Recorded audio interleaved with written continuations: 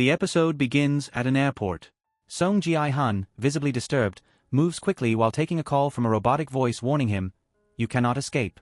Ji-hun responds furiously that he won't hide and that he'll find that person no matter what. He then takes a taxi to Seoul. Shortly after, he's seen in a public bathroom, meticulously checking his body until finding a small chip implanted behind his ear. He manages to extract it and, with evident concern, disposes of it. We learn that Ji-hun owns a place called Hotel Rosa. There he meets with a loan shark to whom he delivers suitcases full of money.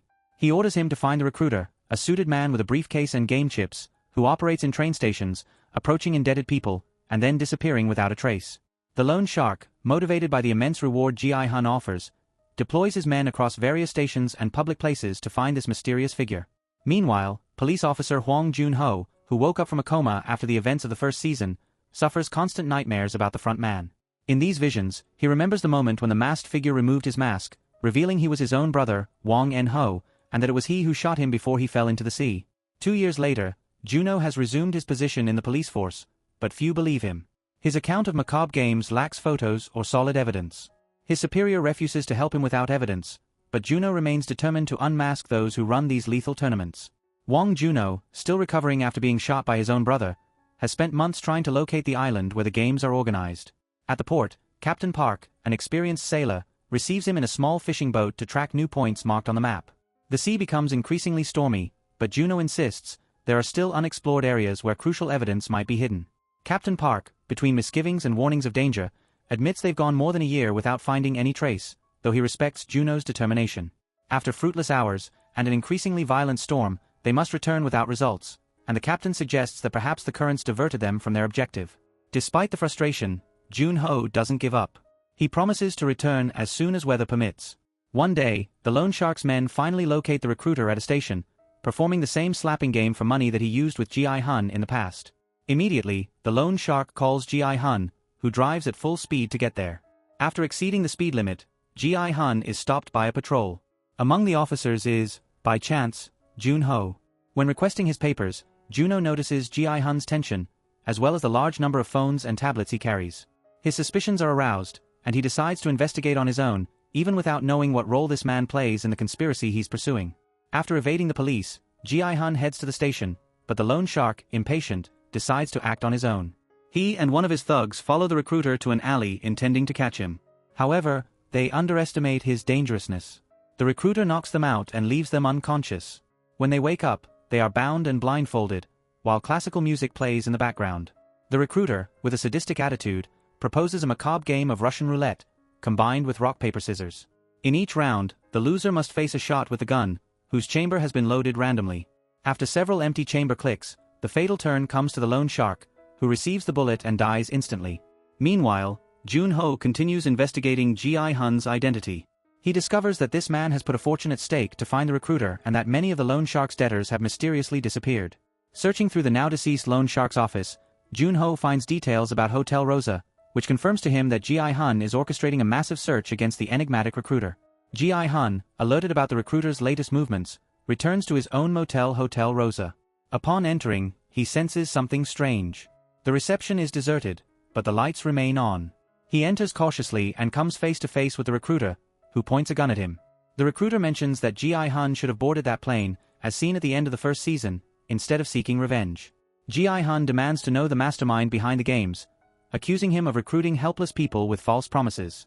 The recruiter simply challenges him to a Russian roulette duel. The gun holds a single bullet in one of its 6 chambers. Each must shoot themselves in turns.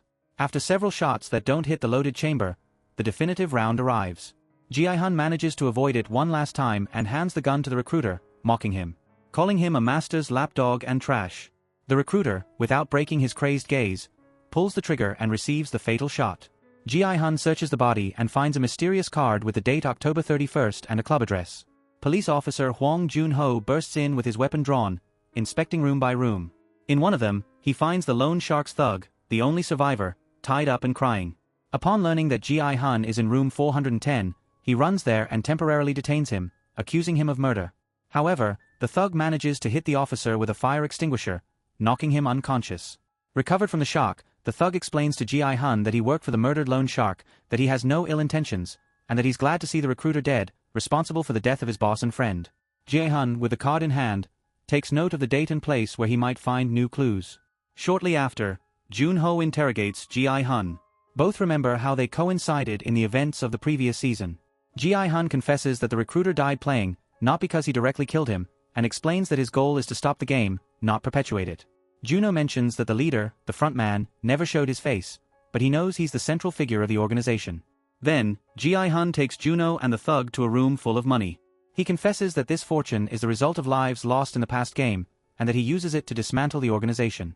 The officer clarifies that he's not interested in the money, while the thug, despite eyeing it sideways, feels more motivated to avenge his boss's death. Jun-ho warns that it won't be easy to face heavily armed soldiers, but Jae-hun reveals a professional arsenal hidden in the motel. Right there, he proposes to Jun-ho to leave the police to join his mission. Jun-ho hesitates, but both agree that if they cooperate, they have better chances of success. Meanwhile, a young woman named Newell works disguised as a pink rabbit in an amusement park. A sick girl, daughter of a comic artist, becomes fond of her. We see that the little girl is waiting for a transplant, but Newell hides some scratches on her wrist so the girl doesn't see them. Newell, who sleeps in her car in a parking lot, tries to find out the whereabouts of someone close. At first, it's not clear if it's her daughter or her mother. She meets with a man who has also spoken with Jae-hun before. He returns her money and tells her there's no trace of the person she's looking for. Still, Newell begs him not to give up. That night, someone in a dark suit approaches her in the parking lot and hands her a card with the game symbols, inviting her to participate. Police officer Jun-ho visits a cemetery to place flowers on his sister-in-law's grave, who died some time ago. Later, dining with his mother, the family truth comes to light. Hwang In-ho, his brother, was forced to accept bribes to pay for his wife's treatment, who ultimately didn't survive. Additionally, In-ho donated a kidney to Juno when he needed it, which bound them with a deep connection. However, after his wife's death, In-ho disappeared, leaving Juno desperate and suspicious that his brother is behind the organization of the new games.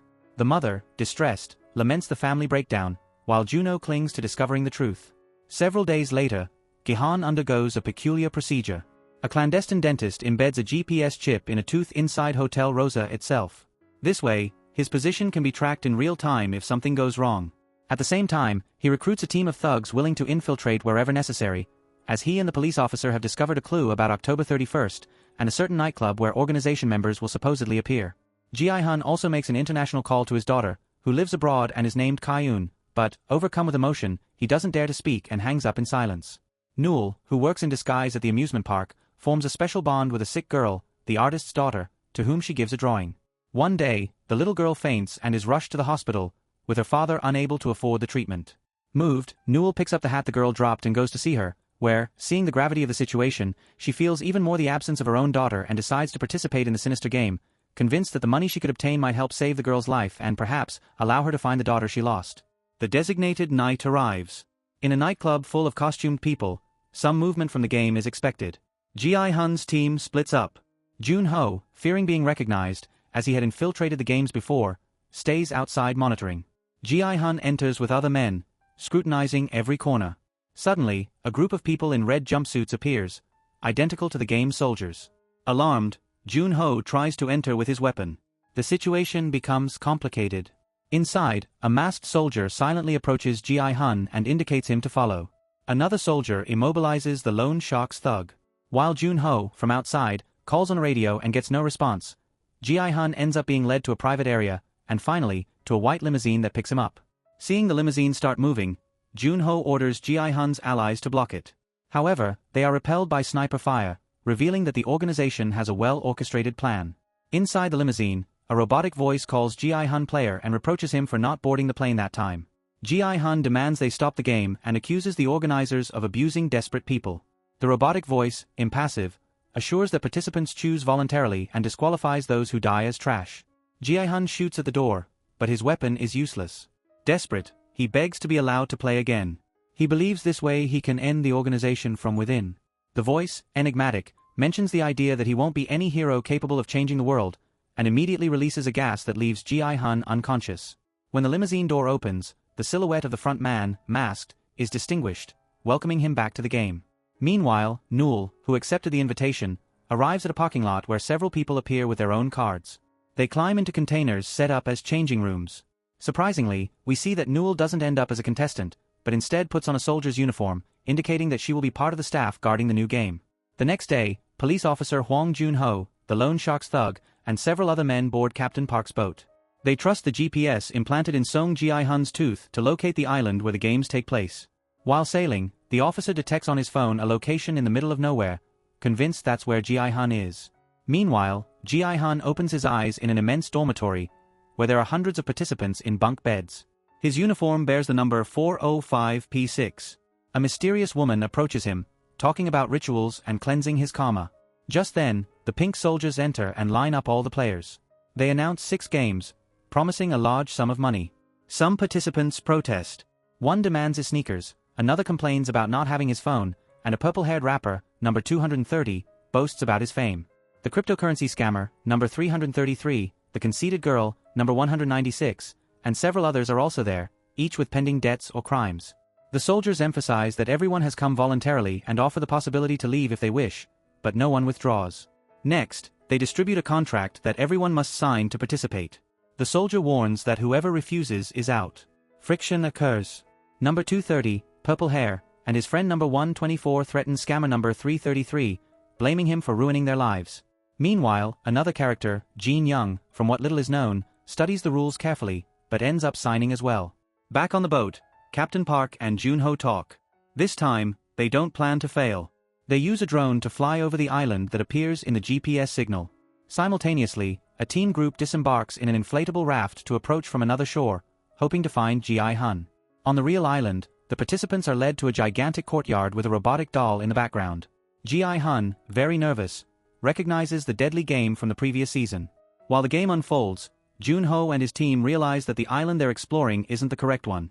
A local fisherman reveals that someone paid him to take the supposed GPS tooth to that location, diverting them from their route. They discover, with frustration, that they've fallen into a trap set by the organization, which has removed the chip from Ji-hun's mouth and used it to deceive them. With the storm approaching, the captain warns that they must return without having found the real whereabouts of the games. He tries to warn everyone that if they move after red light, they'll die when detected by the doll sensors. Most think he's delirious. Until a player, the conceited girl, number 196, laughs from a wasp sting and receives a lethal shot. Panic spreads. Many run and fall under bullets. Ji-hun shouts for them to stay still, but the initial chaos causes dozens of deaths. Still, some players react and begin to advance during the green light intervals. The purple-haired rapper, number 230, pushes anyone who crosses his path, showing his ruthless character. Ji-hun, moved, helps an injured participant by trying to drag him to the finish line. Although he manages to cross the line, the injured companion doesn't survive. Here we see it was Noelle, in her role as a lethal and ruthless sniper. The final count yields a devastating result. 91 people die and 365 manage to pass the test. The survivors return to the large bunk room, exhausted and in shock. Ji-hun receives complaints. Some suspect he knew too much, but don't understand why he's here again if he supposedly had won before. The soldiers announce there are 365 survivors and 91 eliminated. A wave of pleas breaks out for them to end this hell and let them leave. Ji-hun invokes clause number 3 of the contract, which allows the game to be terminated if the majority so decides. Before voting, the soldiers show the famous transparent piggy bank that descends over the room and begins to fill with stacks of bills. The initial count is 9,100,000,000. The sound of money hypnotizes many who had been about to give up. The voting begins and players pass one by one. Some, dead scared, vote not to continue, while others, blinded by the possible fortune, choose continue. Ji-hun votes no. The rapper, 230, eager for power and money, votes yes. As it progresses, the voting becomes very close, with an almost total tie. When tension reaches its climax, the last to vote is player 001, who turns out to be someone of enormous importance. As he places his hand on the button, he smiles and presses yes. With this, the balance tips in favor of continuing the game. Upon raising his gaze, we discover that he is actually the masked leader. That is, the police officer's missing brother. Seeing Ji-hun and his companion talk while eating in the Great Hall, surrounded by coffins that soldiers prepare with ribbons. The atmosphere is tense, but some contestants try to maintain a moment of calm. Suddenly the leader, the man with the black mask previously identified as number 001, approaches and talks with Ji-hun while other participants observe them. The topic of Dalgona cookies from the previous season comes up when someone mentions that the second game might be about cutting shapes from melted sugar. Some ask which shape is the easiest and which is the hardest, remembering that the umbrella shape carried an enormous risk. Ji-hun suggests he would like to share this information with everyone so they don't die, but the leader seems to have other ideas in mind. Not everyone wants the entire group to pass the test, as this would reduce the money accumulation in the large piggy bank. The participant with glasses and curly hair, identified as number 388, approaches looking for his mother, who is feeding a pregnant contestant with number 222. Several contestants discuss their situation, and the group consisting of the cryptocurrency scammer and the purple-haired rapper, number 230, appears along with his friend number 124. The rapper confronts the scammer about losing a lot of money due to his digital currency, and a fight breaks out. Some intervene timidly, while leader 001 makes his way through, stops the fighting, and ends up dominating the rapper with an impressive show of strength. When he leaves him on the ground, most applaud, relieved that the situation isn't getting worse. Meanwhile, in another section of the place, the soldiers return to their lockers. Newell is seen cleaning her face and leaving in apparent hurry. When the scene returns to the bunk area, the large piggy bank full of bills continues sparkling above. Many participants are restless and cannot sleep. Ji-hun can't sleep either. The leader approaches him and they talk about guilt, past deaths, and the need for money for loved ones. At this point, the narrative shows an abrupt change to a sinister room where a group of soldiers manipulates recent corpses, as if trying to extract something from them. It suggested that some contestants didn't die immediately, but were finished off to prevent them from staying alive. In parallel, a soldier in black uniform communicates through a walkie-talkie, and then reprimands Newell, giving her strict orders. It seems clear that this black uniformed soldier is an important commander, different from leader 001, who is inside the game. He refers to an organ trafficking operation, a practice he justifies by saying that the participants' bodies, sooner or later, were going to perish. He speaks nostalgically about how he recruited who is now there as a soldier, reminding them that, initially, their work supposedly consisted of ending the suffering of hopeless people. The black soldier regrets that some mercy shots have spoiled organs they plan to sell, and also maintains that no one in the organization will find out about these dealings because, on another occasion, an internal doctor gave clues to a participant and they were almost discovered, but this time they hired an outside doctor to leave no loose ends. The subordinate doesn't seem satisfied as they believe their mission would be different and feels betrayed. Tension grows when they discuss the morality of using the organs of the recently deceased. Finally, the black soldier demands obedience, but the other leaves, reluctant to continue with his practice. The police officer enters the station, where his superior scolds him and calls him stubborn for insisting on going after that supposed game island. Unable to show conclusive evidence, the officer is on the verge of definitively losing his position. Later, while driving, he contacts the Loan Sharks thug and the captain to organize 2 search teams as soon as the weather improves. They meet in a venue where the captain explains that he trusts his experience at sea and promises to sail with them the next day. The officer and the thug insist they cannot delay because each passing day puts the participants, including Song Ji-hun, in danger. The captain observes the men the thug has recruited. They're tough guys, ready to fight if necessary. Finally, they agree that at dawn they'll divide the group into 2 vessels to track different areas. Meanwhile, in the game compound, Song Ji-hun has a nightmare in which he remembers the Dalgona cookie game, but upon waking discovers that the upcoming test is completely different. The next competition approaches, and the pregnant contestant with number 222 exchanges words with the cryptocurrency scammer. Other characters, like the purple-haired rapper number 230 and his friend number 124, prepare themselves with nerve pills. There are many crossed conversations. The mother with the curly-haired, glasses-wearing son. She's an elderly lady with unknown number. He's 007. The mysterious girl who dresses peculiarly. The supposed wizard or spiritualist. Everyone tries to guess what the second test will consist of, while soldiers give vague instructions. When the moment arrives, the robotic voice announces a game for teams of 5 people, with legs tied 2 by 2 to advance in a 6-leg style. They must overcome 5 mini-challenges inspired by Korean children's games. For example, flipping tokji, throwing stones in a hopscotch-like game, playing gongi, spinning a top, and kicking the jeji. Each team has 5 minutes to complete all tests in a multicolored circuit. If they fail at any stage or time runs out, they're eliminated. Groups form frantically. Some compete to recruit strong or skilled people. Others discard those who seem weak or pregnant. Ji-hun gathers a small team that trusts him for having played before, although he doesn't actually know this modality. Tension escalates when several lose time or fail the tests. Certain teams begin to suffer immediate executions, ink-clad soldiers drag bodies to ribbon-adorned coffins, and some participants who are still breathing are finished off without mercy. The purple-haired rapper takes another of his nerve pills and encourages his people with boastful airs. Meanwhile, pregnant number 222, the cryptocurrency scammer, and several others discuss throwing strategies and who will do each game. Sweat, fear, and urgency cause fatal errors. Not everyone manages to reach the goal before the timer runs out, and the speakers announce the numbers of those eliminated. Amidst this confusion, more coffins are seen arriving, and desperation spreads among the survivors. Some continue protesting because they thought the next test would be the sugar cookie or something Ji-hun would master, but the organization varies the rules as it sees fit. As executions are carried out and bodies are collected, there's an unsettling pause. In the end, several teams complete the circuit agonizingly, while others collapse at the finish line, struck down by gunfire. Pregnant girl's team and the curly-haired boy's team with his mother and the witch continue struggling in the colored circuit, where tests like throwing dice and spinning the top remain. The glasses-wearing boy's mother, 007, makes a perfect throw with the dice, while the rest, very nervous, cheer her on.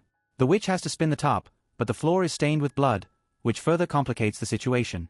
She hesitates, and the boy who dresses as a woman ends up pushing her out of her shock. With barely a second remaining, they manage to get the top to spin long enough, and the team completes the stage just in time. Several deaths occur in other teams that fail to overcome the tests or run out of time. Soldiers bring coffins and finish off those who are still breathing. Only a few reach the finish line safe and sound. 2 teams remain in play, one of them with Ji Hun in the leader, 001. They advance with great tension because the leader repeatedly fails in the spinning top test. Each error consumes precious seconds, and reproaches and desperation begin. In the last attempt, the top stays upright and the team moves to the next phase. Ji Hun takes charge of the final test, a kind of duck or object throwing game. When time seems to be running out, he manages to hit the target in the last second while the other team falls behind and ends up being executed. Although they celebrate their success, there's a bittersweet atmosphere. Back in the bunk bedroom, some contestants who pass the test chat. The purple-haired rapper, 230, and his group gather, including the pregnant woman, 222, and the purple-haired friend, 124. Separately, the boy who dresses as a woman, the elderly mother, the young man with glasses and curls, 007, and the witch also share their relief at having survived. Between both groups, they discuss the risks of the game and debate possible strategies for what's to come. Meanwhile, in a locker area, Soldier 011, or Soldier Nul, is surrounded by colleagues who hold her back and confront her. She defends herself, although it's not clear what her captors are planning. Shortly after, Ji Hun's team returns triumphant and receives distant greetings from the others. The leader shares some reflections with them, and the pregnant woman, 222, appears intrigued by the mysterious 001's intentions. When the alarm sounds, soldiers burst into the dormitory again and line up all participants to announce that, after the most recent casualties, the prize has risen to 78 billion won. They also introduce a mysterious box, no one knows for certain what it contains, and the main soldier vaguely explains the new instructions. Some contestants appear euphoric upon hearing the accumulated amount. Others discuss whether to continue playing or leave, as deaths and psychological pressure have been increasing. The curly-haired boy's mother, the elderly lady, along with the pregnant woman and the young man who dresses as a woman, talk about what they could do if they abandoned the game. They see the enormous piggy bank full of bills and debate whether it's worth continuing, while in another group, Song Ji-hun and the leader, 001, exchange views with their people. A vote begins to decide whether the game continues or not. Each player must press a button reflecting their stance. Nervousness erupts when, within the same teams, there are those who wish to leave and those who want to risk more for money. Some participants argue heatedly. The pregnant woman cries asking for a way out, and the elderly man shouts desperately, while the leader insists that most people will choose to continue. Finally, Ji-hun votes, but the preference to continue wins again. Frustrated, those who wanted to stop return to their bunks. The next morning, everyone goes to breakfast and new conversations break out. The mother, the grandma, and her son, the curly-haired one, engage in a conversation where he begs for something that isn't clear, while the pregnant woman and the feminine-looking boy share confidences about their past lives. Meanwhile, the cryptocurrency scammer, 333, finds himself cornered in the bathrooms by the purple-haired rapper, 230, and his accomplice, 124, who continue demanding answers about the money they lost because of him. When threats turn physical, the leader bursts in to interrupt the scuffle. Later in the dormitory, several contestants move mattresses and pillows, fearing another night of violence. Ji-hun and player 390 discuss strategies to avoid being attacked while sleeping. At night, the elderly lady shows her son a small knife hidden in her hair and explains they must defend themselves. Then, the pregnant woman, the lady, and the young man who dresses as a woman convince a soldier to let them go to the bathroom. There they seem to plan something. The pregnant woman is distressed, and the other two try to instill courage in her. Meanwhile, the police officer and the captain continue their attempts to locate the island. They adjust the search plan, change radio frequency, and agree not to use phones to avoid new ambushes. The next day, the music sounds again with lights suddenly turning on. The soldiers order participants to get up and form lines. Among them is Soldier Nul, or 011, who leads them through colored stairs to a circus-like enclosure with a rotating platform in the center. The robotic voice gives general instructions about the next test, though without clarifying them completely. Some, like Ji-hun and the leader, observe the surroundings and wonder what it will be about. The platform begins to move like a carousel, and there the scene cuts off, leaving the mystery of what the next game will be like. The episode opens with a rotating platform in full operation, but chaos soon breaks out, soldiers appear shooting, and collective hysteria pushes players to run from one room to another, as if they needed to find shelter before the guards reach them. During each pause, some manage to break free and take refuge in time. Others fall under bullets or find themselves trapped as the room doors close. Song Ji-hun and the leader, 001, move with apparent calmness amid the confusion, without it being clear why they appear more serene than the others. The elderly mother, Grandma, about to be left out, manages to enter a room along with Ji-hun. There are brief exchanges of nervous words. The lady checks if her son, the curly-haired boy, has also managed to protect himself. Between each round of platform movement, conversations accelerate, and various participants either reunite or separate forever.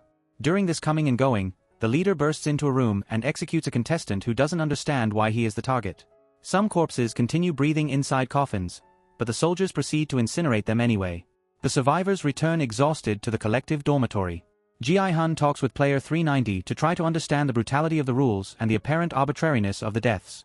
Meanwhile, in another location, the captain and the police officer discuss on the boat about the strategy to find the island, reviewing maps and coordinating the crew. After the brutal carousel test, the survivors gather for a new money count and another vote that will decide whether they continue or not. In parallel, the police officer and his group, along with the captain, advance in their search for the island, discovering hidden gates and passages. One of their men even suffers an accident with an explosion. Meanwhile in the main dormitory, Song Ji-hun, the leader, 001, and other participants alternate between moments of tension and short breaks to eat or debate what strategy to follow regarding the vote. When night falls, two antagonistic factions, the purple-haired rapper, 230, and his people, versus the cryptocurrency scammer, 333, with his group, become entangled in a verbal struggle inside the bathroom. The clash evolves into an explicit fight. Pushing, punching, and at a critical moment, someone tries to stab another with a fork or something sharp that had been hidden. Both sides accuse each other of manipulating voters and forcing results.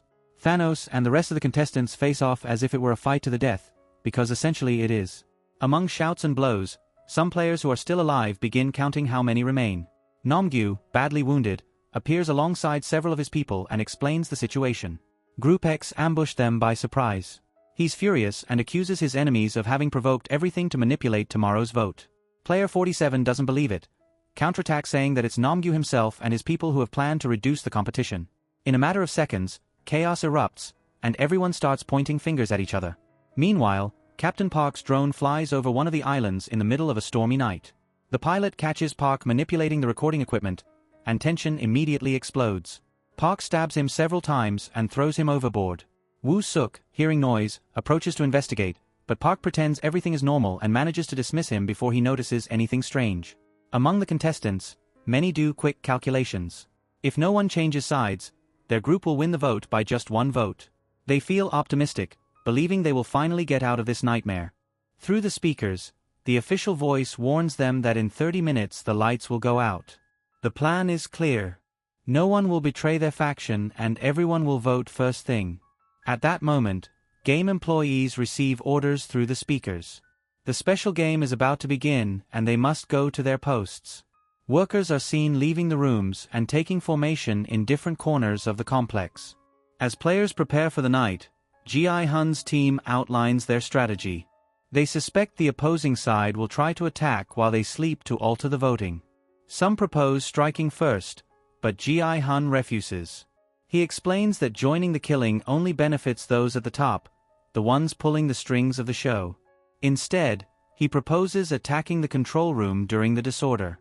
They'll wait for a new fight to break out and, amid the confusion, they'll sneak in and surprise the guards. The blackout comes, and Ji-hun's team follows the instructions. They hide under the bunks, in silence. Outside, chaos breaks out, with rival factions hunting each other. There's a real bloodbath. According to Ji-hun's plan, they don't intervene. If they took part, they could lose valuable allies and risk their plan. Besides, Ji-hun trusts that the guards won't let the number of contestants reduce too much. Finally, the soldiers burst in to stop the massacre and check who's still alive. The moment Ji-hun was waiting for arrives, they play dead, and when the guards lower their guard, his team attacks them and seizes some weapons. Other contestants also manage to escape in the midst of chaos, but Ji-hun manages to hold a guard and forces him to guide them to the control room. At this point, Ji-hun and his people rebel completely. They shoot at the cameras and the masked officer orders all units to concentrate. Sirens sound and the guards prepare, but the players don't waste time. They collect weapons and ammunition from the fallen soldiers. Ji-hun encourages other companions to join, especially those who know how to handle weapons. Several join in, including a former Special Forces sergeant who gives brief instructions on using machine guns. Thus, Ji-hun, Young-bae, Young-il, Hyun-ju, Dae-ho, and others climb the stairs guided by the guard they've captured. A shootout occurs where they take down groups of soldiers. The masked officer, from his post, orders blocking the advance toward the control area. Ji-hun devises a trick. He puts on the guard's mask and manages to enter the command room, while Young-bae accompanies him. Young-il stays behind to hold off the soldiers and buy time.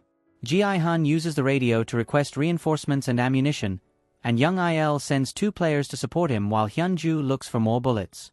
Dae-ho offers help but loses courage and doesn't return. When Young-il and his small group reach Ji-hun and Young-bae, they discover that the control room is heavily protected. Ji-hun proposes finding an alternative entrance, and Young-il claims to know a back way. He takes the 2 players, promising to take the guards by surprise. Ji-hun and Young-bae continue exchanging fire with the soldiers, while Young-il leaves with the ammunition Ji-hun has given him. The betrayal erupts. Young-il, actually an infiltrator, executes the 2 players accompanying him. Over the radio, he pretends to be wounded and makes Ji-hun believe all is lost. Then he contacts the soldiers, revealing that he is the front man and ordering them to end the uprising. Meanwhile, Hyun-ju tries to communicate with Dae-ho unsuccessfully. The guards burst in and capture several of Ji-hun's team members.